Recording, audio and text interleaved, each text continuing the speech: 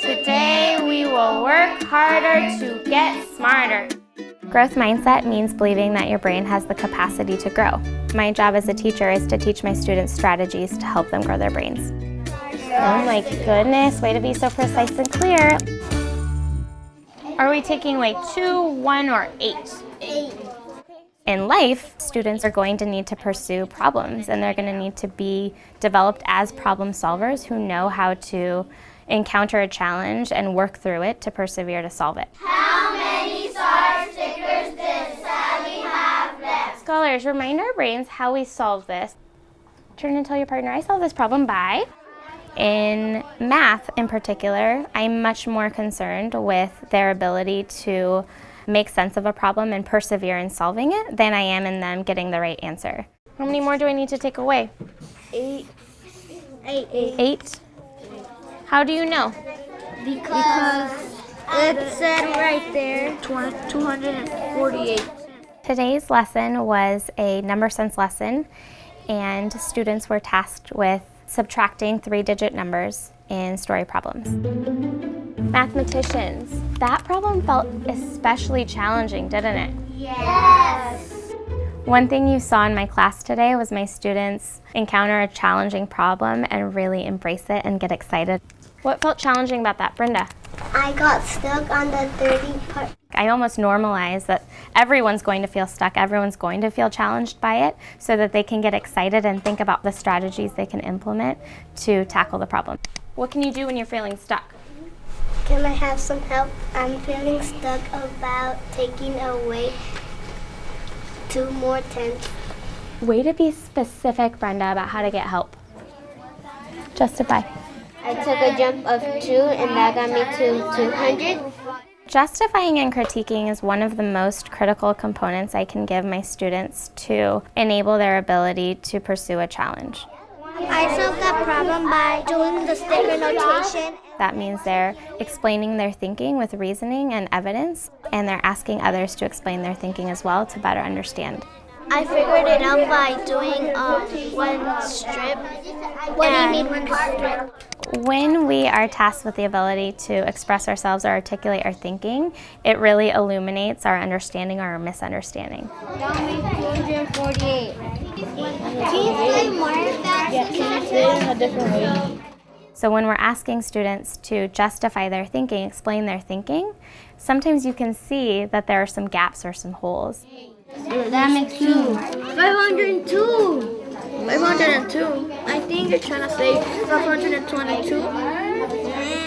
When you invite that into a classroom setting, you're allowing for feedback from other scholars to engage in that thinking, whether they're understanding or misunderstanding it.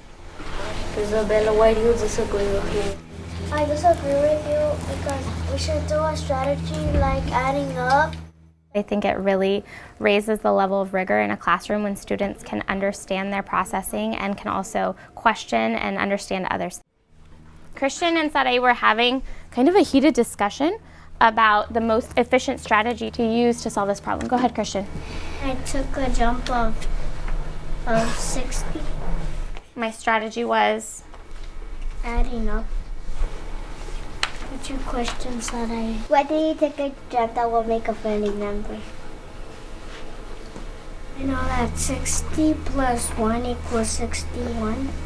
I just want to pause and reflect on what's going on here. Already 2 people have shared out the same strategy, but they did it in a different way. Is there another way you can use the tool? One of the ways I feel like I've made a challenge feel exciting is even just through the strategy wait time. Are these worth the same as this? When I see a student struggling, I really zero in on that and I capitalize on it. I say, oh my goodness, I can really see the wheels in your brain spinning. What tool would help me solve this problem? Is a linking cube the right tool? So think, what might be a better tool to use? Hundreds, tens, and ones. Justify. Because always have 3-digit numbers. Great. There's 2 ones, so I think that's 522. We haven't even found the answer yet, have we? No. How are you feeling? Good. Even though you haven't found the answer? Yeah, Why? because I'm working so hard. Okay, friends, I'm gonna have to stop you. We ran out of time. You were doing so much thinking.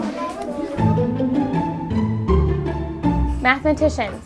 I saw groups talking about different problems. At the green table, we haven't even solved the first problem. But you know what? They looked so happy. Can you tell the class about it? We didn't know how to figure it out, but when it was time to go to lunch, we didn't quit. We were happy because we were growing our brain. Those of you at your desk, give a nod if that feels like what you are feeling right now. This process is probably one of the most exciting things I find about being a teacher. She's saying me too. Seeing my students struggle and encounter a challenge and embrace it is something that leaves me with great peace of mind, because I know when they leave my classroom, they'll continue to have that growth mindset. They'll carry it on with them as they undoubtedly experience new challenges in life. Taking charge of my own